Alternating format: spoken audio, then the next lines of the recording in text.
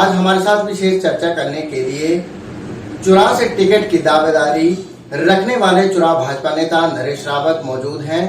बता दें कि इसी वर्ष होने वाले विधानसभा चुनावों को लेकर नरेश रावत का कहना है कि वे चुनाव से भाजपा से टिकट की दावेदारी रख रही हैं। हम इनसे जानेंगे कि किस उद्देश्य से ये टिकट की दावेदारी दे रही हैं। जी नमस्कार।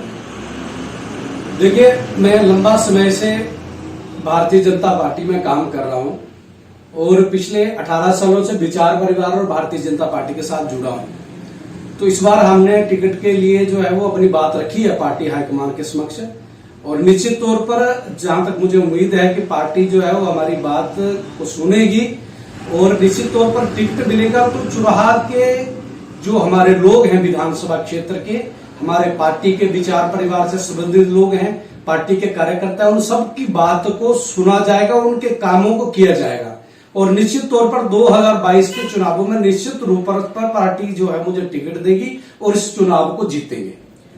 चुनाव विधानसभा क्षेत्र की बात करें तो चुनाव विधानसभा क्षेत्र के किसानों की अगर बात करें, किसान के आप भाजपा किसान मोर्चा के महामंत्री हैं, किस तरीके से किसानों को जो सरकार की योजनाएं हैं उनका फायदा पहुंचा रहे हैं?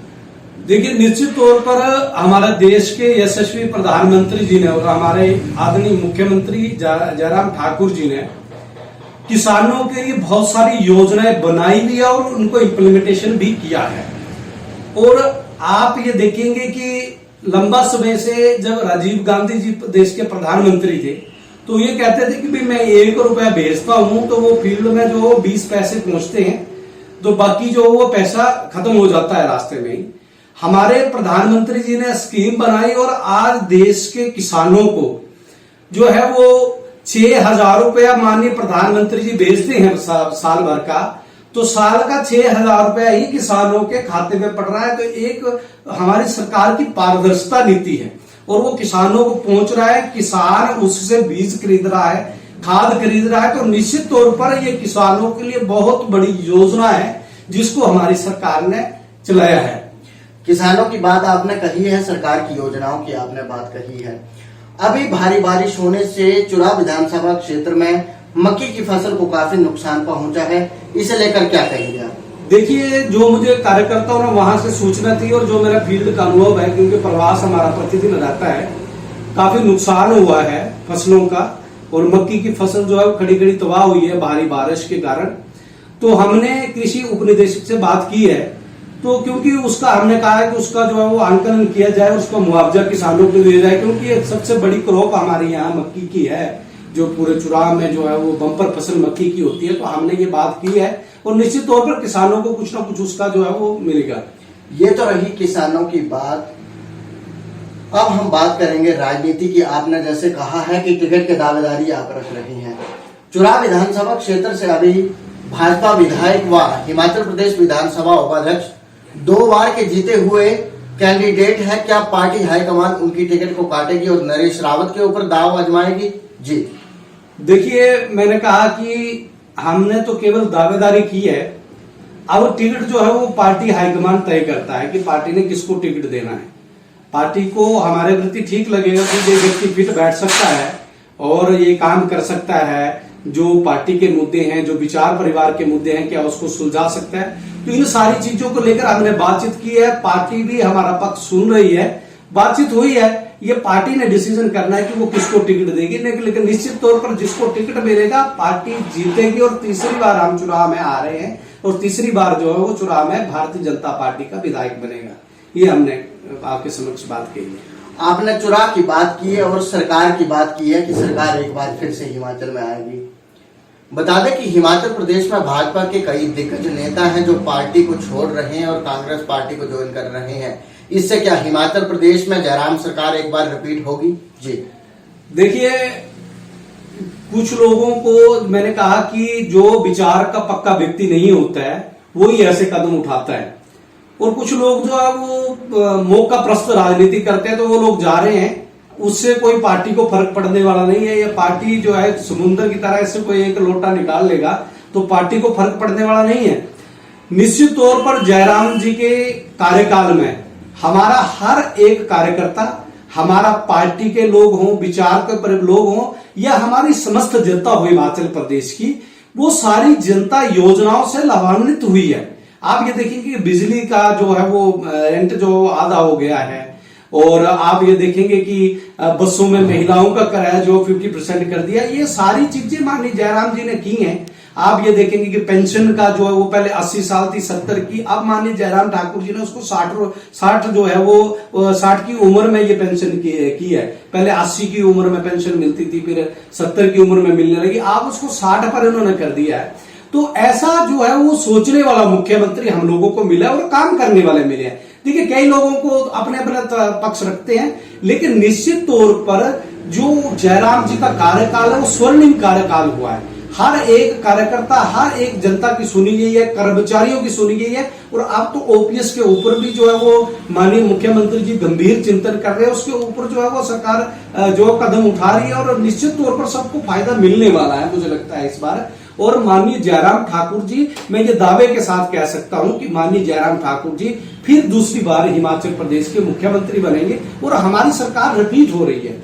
रिपीट इसलिए हो रही है क्योंकि हमने फील्ड में काम किया है। आप ये देखेंगे कि ये सारा जो है वो हिम केयर योजना हो, आयुष्मान भारत हो, ये सारा लोगों को डायरेक्ट फायदा मिल रहा है। और ऐसी सुनने वाली सरकार जो है, लोगों के चिंतन करने वाली सरकार बहुत कम आती है। और हिमाचल प्रदेश की सरकार जनता जो है वो इस सरकार को गुहाना नहीं चाहेगी, सरकार को दोबारा लाना चाहती है। सर्वे हो रहे हैं सब तरीके से, तो लोग बहुत खुश हैं। और जहां हम फील्ड का अनुभव आपको सुनाते हैं, तो इस प्रकार से हम ये देखते हैं कि माननीय मुख्यमंत्री जी दोबारा से जो है हिमाचल प्रदेश के मुख्यमंत्री बनेंगे। ये थे हमारे साथ विशेष चर्चा करने के लिए भाजपा किसान मोर्चा के महामंत्री व चुरा से भाजपा नेता नरेश रावत, जिनका कहना है कि हिमाचल प्रदेश में वर्तमान में जयराम सरकार है, और जयराम सरकार की ओर से जो योजनाएं चलाई हुई है, उन योजनाओं का लोगों को धरातल पर भरपूर फायदा मिल रहा है। इसके साथ ही नरेश रावत का कहना है कि कई नेता जो भाजपा का दामन छोड़ रहे हैं, उनके दामन छोड़ने से पार्टी खोखली नहीं होगी। उन्होंने कहा कि सरकार की योजनाओं का लोगों को भरपूर फायदा मिल रहा है, और एक बार फिर से हिमाचल प्रदेश में जयराम सरकार रिपीट होने जा रही है। मैं दूसरा निवेदन जो है वो करना चाहता हूं चुनाव की समस्त जनता से जी, कि देखिए, अगर पार्टी मुझे टिकट देती है तो मैं आप सबकी उम्मीदों पर खरा उतरने का पूरा प्रयास करूंगा। आप सब लोगों को साथ में लेकर चलूंगा, और जो हमारे जो सामाजिक मुद्दे हैं, जैसे चुनाव में जो है वो बैंकिंग की सुविधा का अभाव है, तो उसको भी हम पूरा करने का, मैंने कहा कि मैंने अपनी पंचायत में वो सब चीजें करके दिखाई है। एक मैंने मॉडल वहां खड़ा किया है, और मैं समस्त चुनाव वासियों को ये बताना चाहता हूं और उनसे आग्रह करना चाहता हूं कि आप सभी मेरा सपोर्ट करें, और निश्चित तौर पर पार्टी टिकट देगी तो हम चुनाव भी जीतेंगे, और चुनाव का सर्वांगीण विकास होगा, किसी व्यक्ति विशेष का विकास नहीं होगा। हम चुनाव के जो मुद्दे हैं, चुनाव में आपने किसानों की बात की है, तो मैंने कहा कि चुनाव में जो है वो किसानों को बीज की उपलब्धता, कि किसानों को बीज जो है वो नहीं समय पर मिल पाता, तो उसके लिए भी हम पूरा काम करेंगे। बैंकिंग की सुविधा की बात है तो उसके लिए भी काम करेंगे। मैंने कहा कि चुनाव का हर एक कोने में विकास की गंगा बहेगी, इसलिए बहेगी क्योंकि हमने वो सारे एजेंडों पर काम किया। पिछले 18 साल से सोशल सेक्टर से राजनीतिक सेक्टर में पूरा काम कर रहा हूं, और हमारा ये ऐसा नहीं है कि केवल चुनाव लड़ना है, एमएलए बनना इसलिए कर रहे हैं, नहीं, इसलिए कर रहा हूं क्योंकि हमें दिल से लगता है कि हमारा चुनाव जो है वो विकसित होना चाहिए, और हम उसमें जो है वो पूरे दिल से काम करेंगे। मैंने कहा कि हर एक व्यक्ति को जो है उसका हक दिलाएंगे, हर एक व्यक्ति के लिए काम करेंगे, ईमानदारी से काम करेंगे, सबसे बड़ी बात है, और निष्ठा से काम करेंगे। मैंने कहा किसी भी प्रकार का हमारे कार्यकाल में एक प्रकार का भी आप किसी प्रकार की गड़बड़ नहीं पाएंगे। हम अपने कार्यकाल में पूरे तरह से समर्पित होकर जो है काम करेंगे, ये मैं आपके चैनल के माध्यम से बताना चाहता हूं। और माननीय जयराम ठाकुर जी से और माननीय हमारे जगत प्रकाश नड्डा जी का बहुत आशीर्वाद है मुझ पर, आदरणीय पवन राणा जी हमारे जो संगठन मंत्री हैं, उन सब लोगों के जो है वो सहयोग से, उन सब लोगों के दिए हुए गाइडलाइन पे काम करेंगे।